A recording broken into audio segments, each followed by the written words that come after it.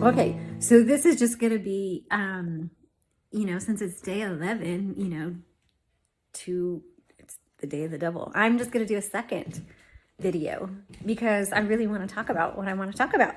And that is when I went to see that dentist. And if you don't know what I'm talking about, go back and see the previous video I did. I'm making myself some coffee. I was saying that this was a new doctor, and we weren't originally signed up to go to this optometrist. We were scheduled to go somewhere closer, much closer to us, because we live kind of rural, so nothing's really close to us. And my husband and I both had appointments there, and it was new. We didn't know. I mean, we haven't been to any medical people since we've moved out here. And so it's just like throw an arrow and see where it lands. And that's kind of how we made that first appointment. But something didn't sit right with me.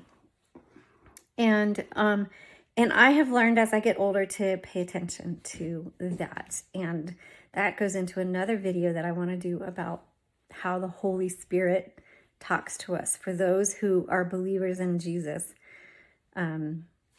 we a lot of times ignore the Holy Spirit. But anyway, about this one, just that, listening to that nudge. And so, not with any information whatsoever, I canceled our appointments at the eye doctor.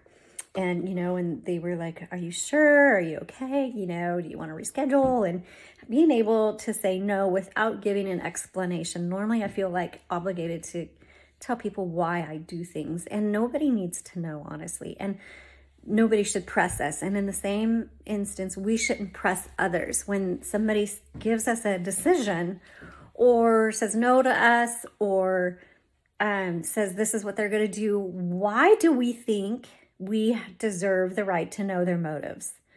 I don't know where that came from. I mean, we all do it. I've done it, and I've stopped doing it because it's so disrespectful and dishonoring. And when people do it to me, when they demand an answer as to why I'm doing something, it now really ruffles my feathers, and I don't get offended easily.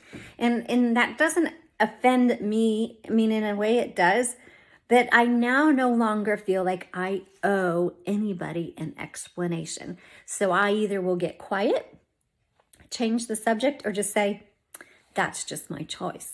And I think that's really reasonable and fair. Again, we're getting off a squirrel. That is not what I was wanting to talk about. So, all that to say is I was so glad that I did, because our new optometrist we love her so much. And then when I went in, you can watch the previous video. So again, this one's long. So I guess I'll stop here with that of, listen to your gut instinct. Don't be afraid to say, you know what, that doesn't feel right. And you don't have to have something so solid if it doesn't feel right. If you're a believer, pray about it. If you're not a believer, find Jesus and become a believer in him, because it will transform you. And pray about it, and then just step out and do something about it, and you never know where it might lead.